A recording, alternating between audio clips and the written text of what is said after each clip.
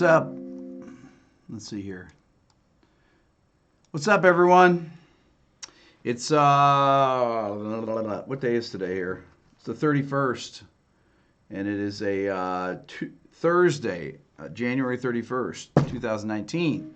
Before we get started, I'm going to give my discount code that I give on live streams, which is RB131 for today's date.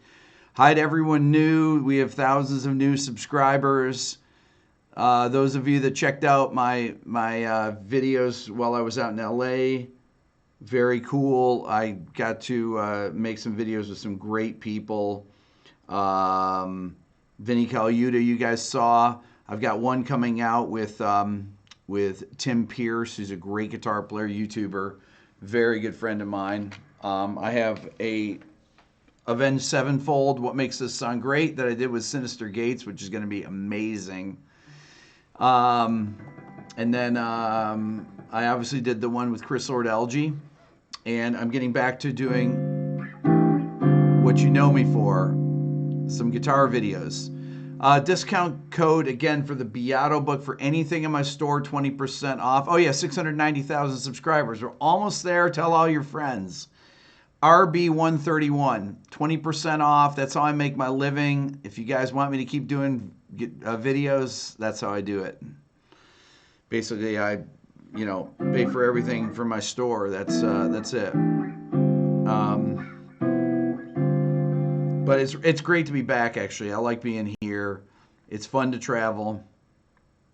I've got Junkie XL web interview coming up too, which was amazing. It was great hanging out with Tom and checking out his studio and everything. Oh, it's gonna be so good. So I want to talk about this mega arpeggios. I like to use this term, and it's kind of you might even call these hybrid arpeggios. They are things where I like to put together things that aren't necessarily obvious arpeggios, or I'll put together certain combinations of notes that I like the sound of that sometimes use thirds. Now, a typical arpeggio, I know I'm not wearing a black shirt.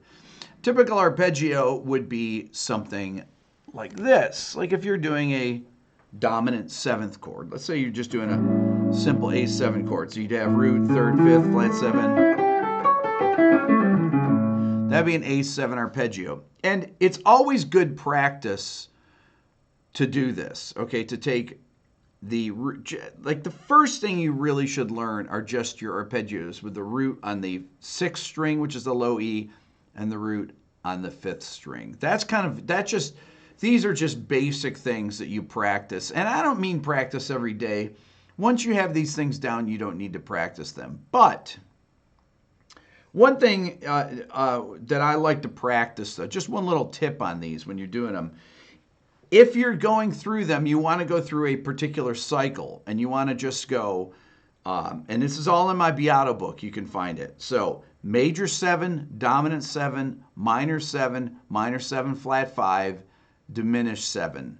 Those are your basic ones to know. You can get into major 7 sharp 5 and things like that, but these are the ones that you have to know that you can use over every chord, because you end up superimposing these things over other things. And you'll say, well, what are you even talking about? Well, let me just talk about practicing them before we get into these mega arpeggios. So this would be something like if I'm going to do an A major 7 chord, right? And let's say I'm playing it over, I'll do like an A6 chord. I got my little sustainer pedal here. And I usually like to start on the 7th. Okay? I call that playing at the note, meaning you get all the arpeggio notes in at the note, meaning right here in one position. So, and I start in the 7th. 7 root, 3rd, 5th, 7 root, 3rd, 5th. Okay? Then I would do it where I go above the note, and I would play this, a pianistic fingering, which would be.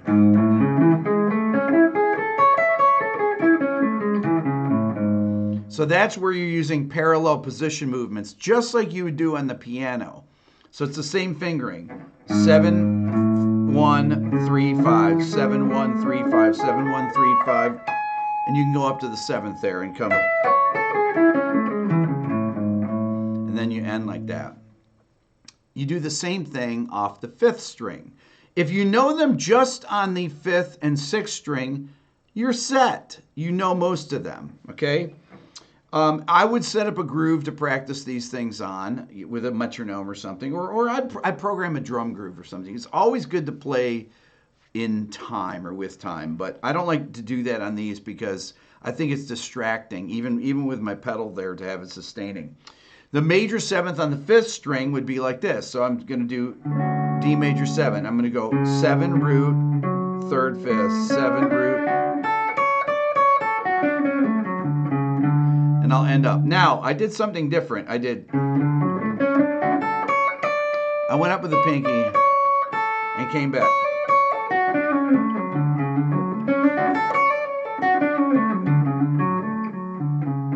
You want to be able to play, you don't want to play this. That's an awkward fingering. That is a smart fingering there, okay? You always want to get reliable fingerings. Okay, so here's your major 7th here. Or, and then.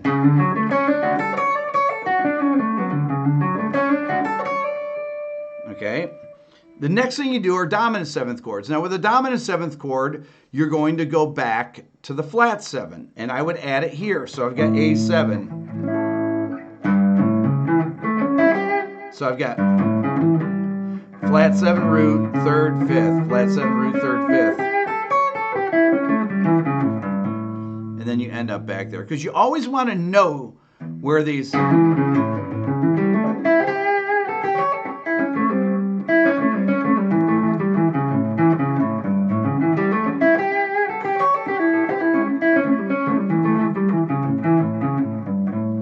Okay, so there's my dominant 7th, and the same thing.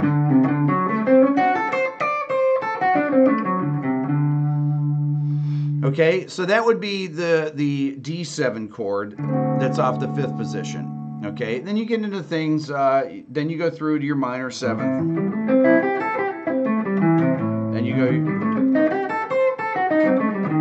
minor 7, flat 5, and so on and so forth. You do the same thing.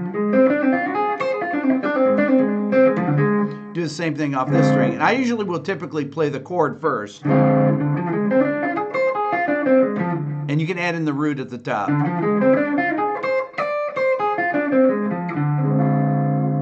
Okay, so. Or. You'll notice what I did there though. I'm playing this, I'm playing the chord, and I'm already on that note, so I'm not going to replay it. Right?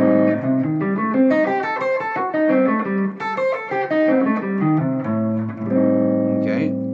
Now, these extended arpeggios, though, they're not things where you're just shifting all over the guitar. It's actually creating arpeggios. For example, if I play something like, let's say I'm playing over a D minor chord, okay? So I'm going to play a D minor here. And I'm going to play.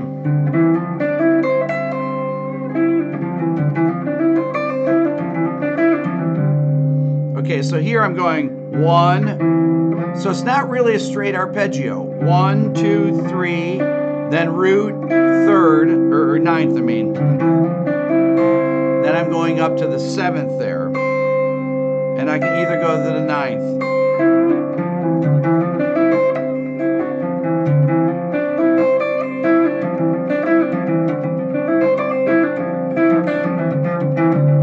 Now, because of this, you get into some really interesting lines that you wouldn't typically play, and it's not a straight arpeggio so that it's just boring.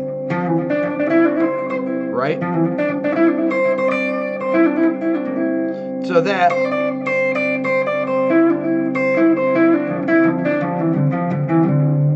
you can also I can go like this. Okay, so this would be something where I do another extended arpeggio, but this would be, I'd go off C, so I'm going off the 7th of D minor, right? So I'm going 7, 9, 3, 4, 9, 4, 7, 9.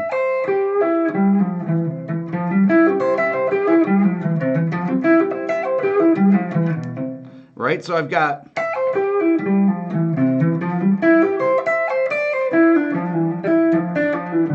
so there's a 2. This one has the root in it.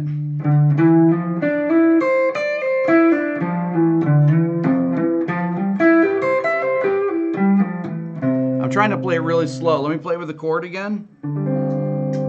So these 2 arpeggios combine this for the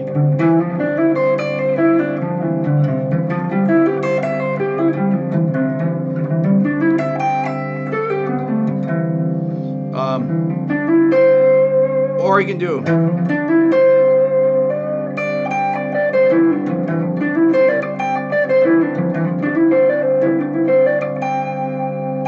so this particular one I'm going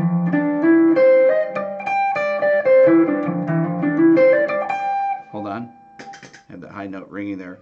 So this one I'm using D Dorian for all this, okay? So I've got then I've got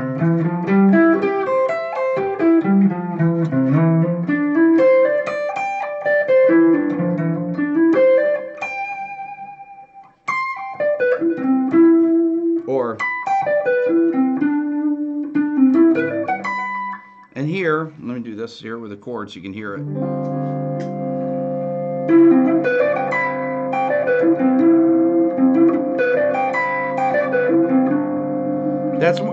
There's your Dorian sound because they have that B natural. That B natural really gives you that sound. Right? That's my sound. That gives you that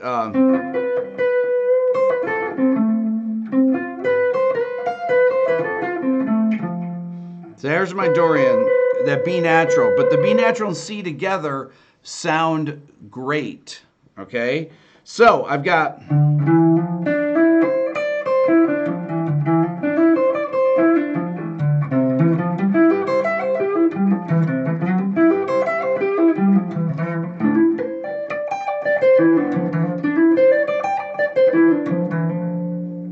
okay, so these shapes that I'm looking at, so I'm seeing this right there. Same thing down here. Where I'm going.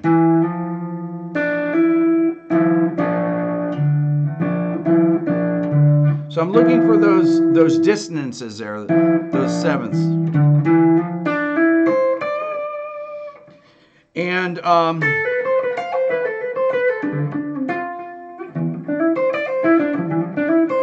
And if you throw in some more scalar ideas within that,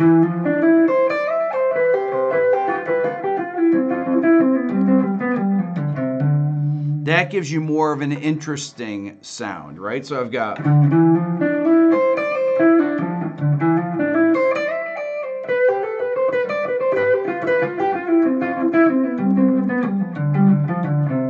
so in here I'm going D Dorian.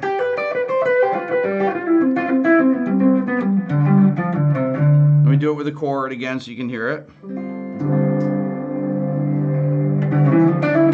Whoops.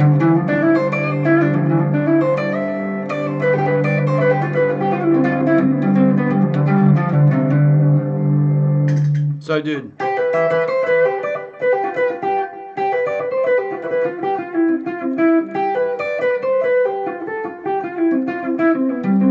So I'm using those shapes there to get those cool intervals.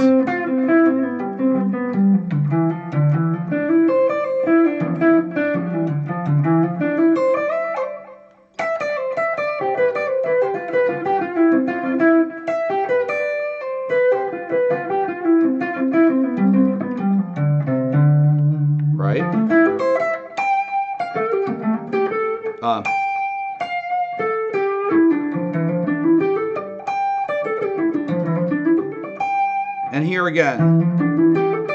Or. And I'm doing a double note right there.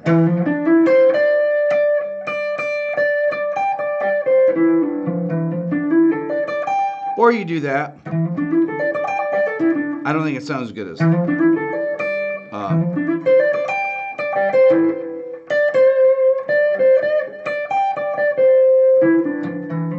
The thing about these are the fact that they're not parallel is what makes them sound interesting. What you don't want to do is just be running up and down a bunch of arpeggios. You have to break them up in interesting ways and create lines. You want to use these arpeggios and these big skips. I think it sounds way, way more interesting when you do that.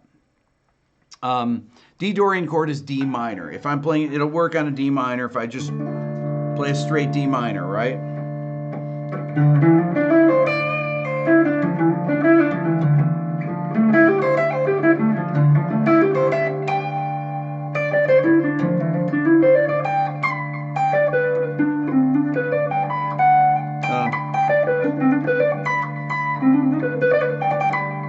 Those are cool.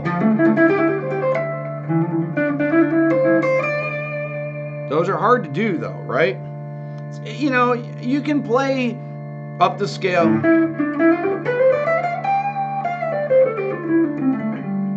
But better when you use intervals there.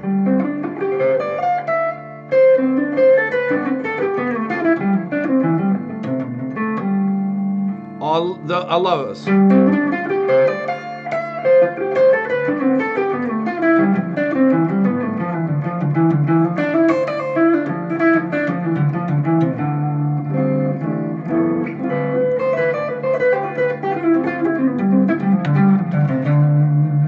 Okay, so that, to develop these ideas, what you need to do is to find things, fragments that sound good together, and you want to try and find things that resolve within themselves. If I'm playing a line, if I'm playing over a D minor chord, again, it's easy to just use one scale.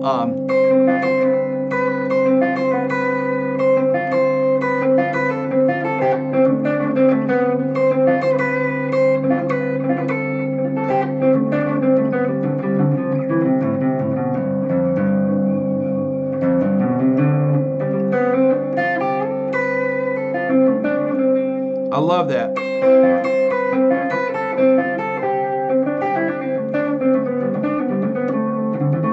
So I did,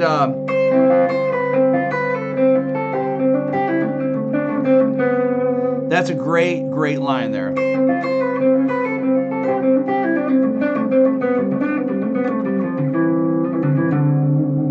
I love that.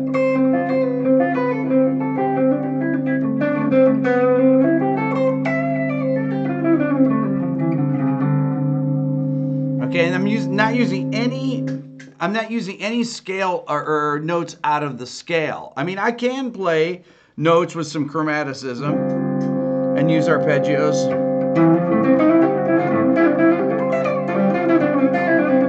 Like a...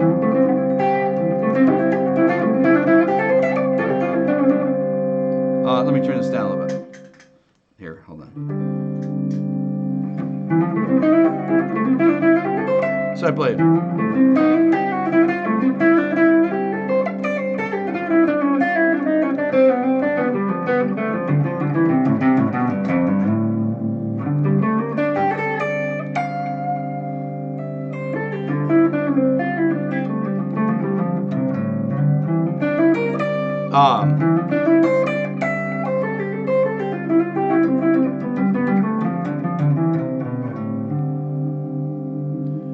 So that is, you know, short of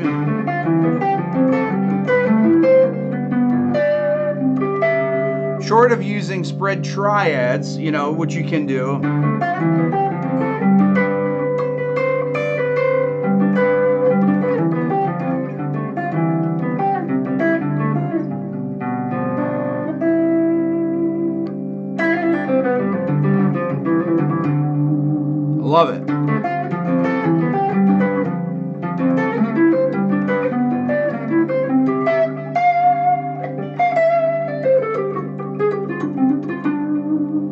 So I'm doing, right? So I do a D minor, F major, E minor, G major, F major, A minor, G major, B diminished, A minor, C. I can use G over B actually there. I can go, then go,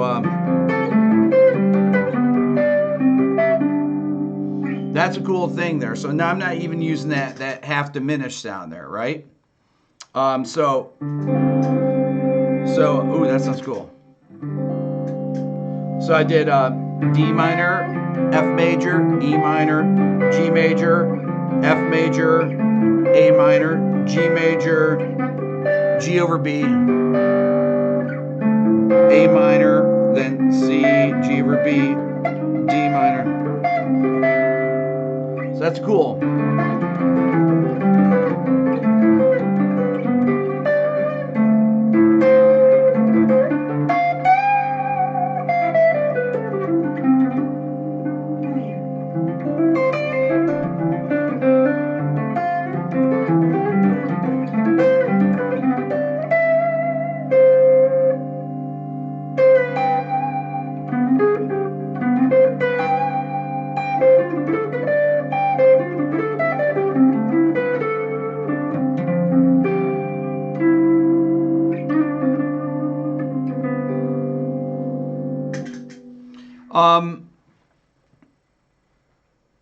So those, these kind of arpeggios, this is really what makes your playing interesting. You can always run scales. You can always run scales or anything. I mean, you can play these things over any kind of chords. I mean, you can play over altered dominant chords. It doesn't matter. If you're playing over an altered dominant chord, let's say I'm playing this. And I'm playing, if I'm going,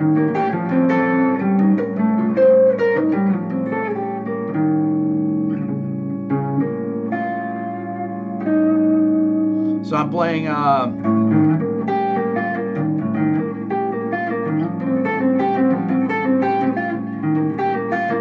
so I'm doing E flat, F. You can do the same kind of thing.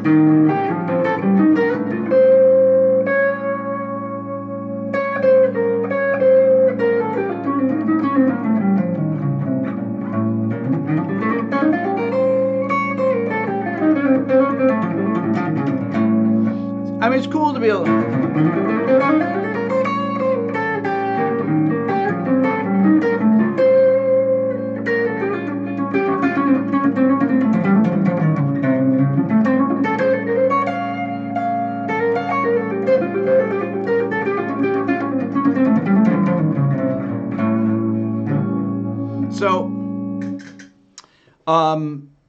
So combining those different things, if I'm doing these spread triads, okay, if I'm doing E flat F, so this is a triad pair, okay, then I go down and I say, okay, well, where's the next position? If this is here, then where do I go? So I go here, then I go here, and then I have to go up to B flat, which would be this, which would be these fingerings.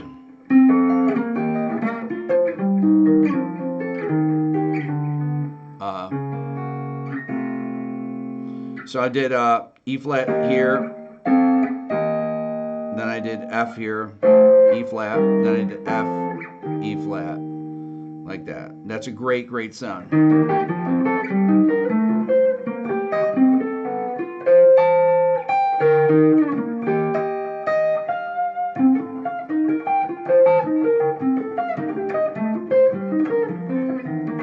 Great, great sound, right? So once again, I'll do it like this.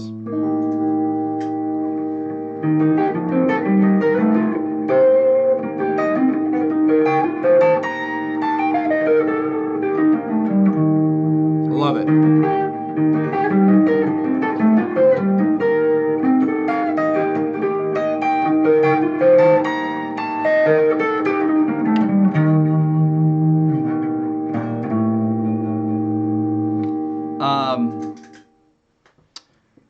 So so these arpeggios are really, really important. They give you notes to land on that make your solos have direction. It's kind of like if you're playing over a simple blues or something, there's a reason that people, you know, like if I'm playing over A blues,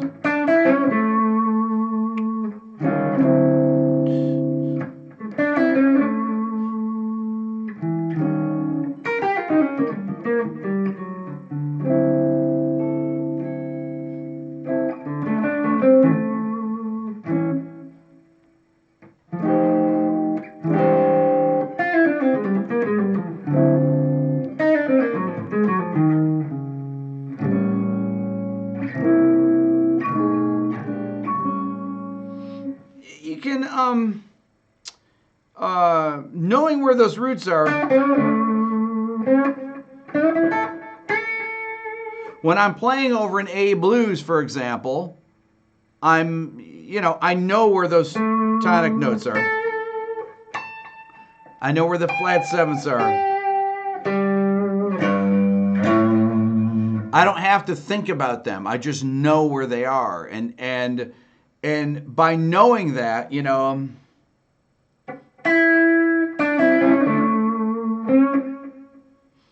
and I'm going back up to that third, I'm kind of bending it.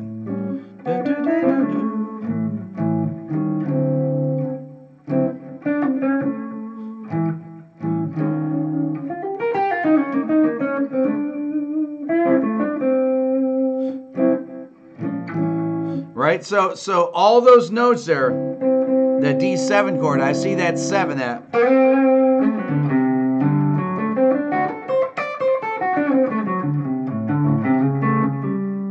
There's my A7.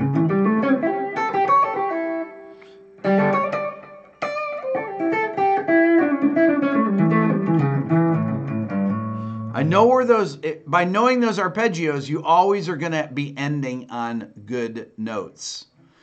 Beato book, RB 131, all this stuff is in there, along with my harmonic major. I actually have all the modes of all the different scales. I have the mugs that go with all of them, which are actually really cool. And if you don't know this is actually a really great way to learn them. Things like harmonic major are not easy. This is more of like a Holdsworthian scale, the harmonic major scale and the double harmonic major, because you get cool things like Lydian flat 3 or mixed flat 2, things like that. Lydian augmented, sharp 2, which is one of my favorite ones. When you're drinking your coffee in the morning and you're reading these things, they start to sink in. Especially you get that caffeine going, you start remembering the stuff. But the key to knowing these things all over the fingerboard or all over your instrument is, those give you your target notes. You know, I was talking about this the other day. It's not enough just to hold a note, for example. It's like where the note ends is just as important as where it begins. Okay, and that's the nice thing when you're playing with distortion on the guitar or you're playing a horn. This is really, really important. The note ending, if you're playing with a sustaining sound. A lot of jazz players that play with a clean sound, they punctuate the end of their notes with an extra note usually, right? If you're doing, if you have somebody, if you think about Wes Montgomery, right? And I've got so right there, I did that da-da was the end of my phrase. That was the end of my sentence, right?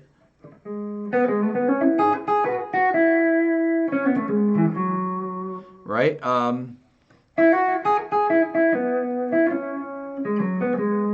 That's why when you hear, blues players, when they play, that little extra note there is the end of the phrase. That's what caps it off. That's the period at the end of the sentence. If I go, I could do that too. If you'll notice where I end that, okay, actually coming off the note in that same spot without putting a note there gives you the same effect, but or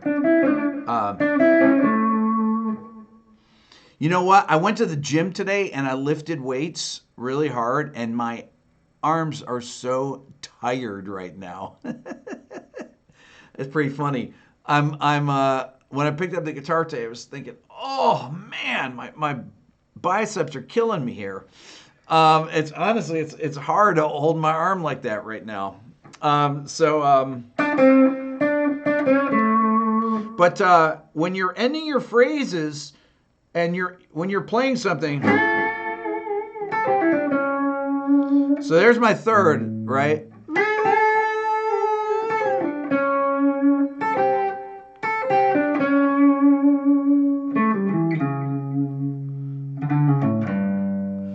Always those notes to go to. That's why those arpeggios are really, really important, because it shows you where all those notes are that are the good notes to end your phrases on. Okay, so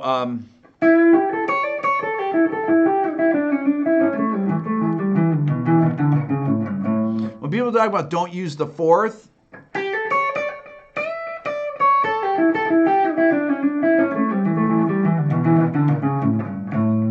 so I'm doing that like a sus4 sound, dominant sus4.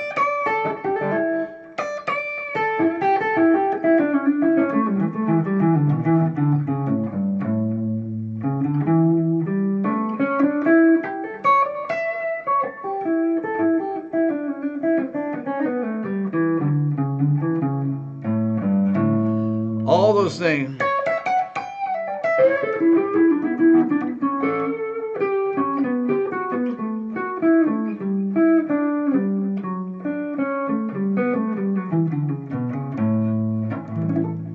Okay, so there, Jessica, I know, right? But that's the, you know.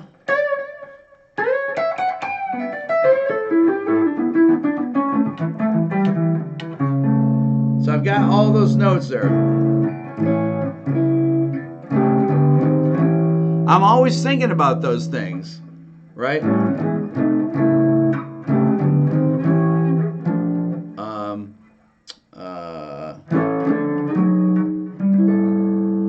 Right? You hear those.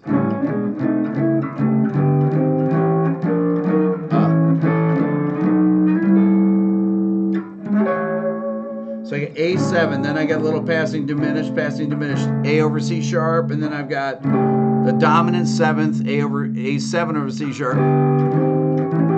And then I've got A major over E, passing diminished, and then A over G, right?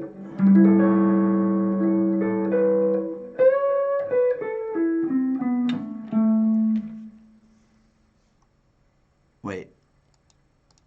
Hold on one second. Aaron, where are you? Sleeping or what?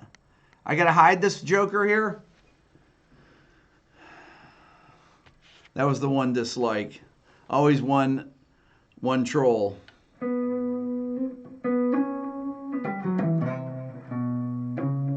So, any questions here?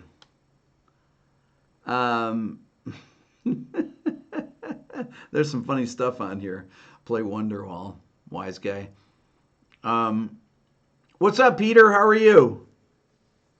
Good to see you. Yukis, what's going on? David, Tara, good to see everybody.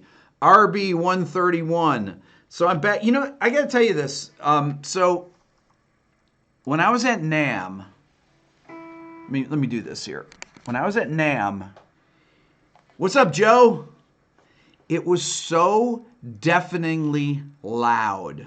Okay, I was trying to tell I was talking to my friend Iden today, and he said, how was NAMM? And I said, man, it was honestly, in the guitar section, everybody told, so I haven't been since 1986. Everybody said the drum section is deafening, and I brought my earplugs. I use those super thick foam ones. They're the best ones. Forget the ones, 5 Watt World. That's my friend Keith. He says, hi, Hypes. You guys should subscribe to his channel. Hey, Brett, I see you on there. Anyway, so I jammed these things in where, I mean, they're 32 dB noise reduction. By the time I got back to where Rhett was playing at a booth for Vertex pedals, who makes great pedals, by the way. I don't endorse them and I don't own any of them. I had my earplugs jammed in. You couldn't hear anything. It was painful. And this is with 32 dB of noise reduction here. And I had heard that that they go around with meters, with SPL meters, and they can't go across. They're not supposed to go above 85 dB. And 85 dB, just this thing was so enormous. Okay, I walked. So it has A, B, C, and D halls, and then it has an audio hall, which is a fifth hall that has an up and downstairs. So on Wednesday, I walked 7 miles. Thursday, I walked 8 miles. Friday, I walked 7 miles. Saturday, I walked 7 miles. And then Sunday, I walked about 5 miles. Okay, but I did at least 7 miles of walking every single day. But my ears were ringing so badly. They're dead silent today, but I was really the place where I stayed at the Hilton, and it was so deafening there too. My God. And you know, I don't want to see musicians wear earplugs. I mean, I don't want to be that guy or anything, but come on. It's ridiculous. You need ear defenders. Exactly, Peter. But where Rhett's booth was, the booth he was playing at, was in the very back corner, and it seemed like all the sound went there, and you couldn't even hear people try out stuff. So, but it was funny. If anywhere I walked within, if I stood anywhere for 5 minutes, there was 20 people standing around wanting to have pictures taken, and it was pretty hilarious, actually. But I saw a bunch of people that I met some people I'd never met before in person, like Steve Vai. I'd never met Steve in person. I've only video chatted with him. I saw Vinny Colaiuta first time in 30-something years. I saw Chad Blake, and I'm going to be interviewing Chad. I saw, obviously, the interviews I did, but I met Alan Meyerson, who is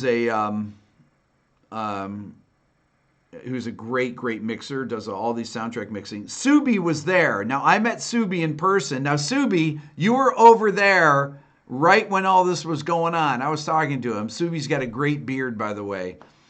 Subi, I wasn't imagining this, right? It was deafening. Back when he was, when he and I were attempting to talk, it was, it was unbearable, absolutely unbearable. So, but I'm back to silence today. Thank the Lord. I mean, this is. I mean, really, it was really amazing. Anyways, okay, you guys are the best. I gotta go. I gotta take my girls to their guitar lesson and violin lesson. So it was just a wash, Subi, right? It was really a wash. It was like it was just did I ban Subi? No, I didn't ban Subi. But he was wearing a bandana. I think you were, right, Subi? Speaking of banning. He banned me from NAMM. No, Subi, you were wearing a bandana. You guys are the best.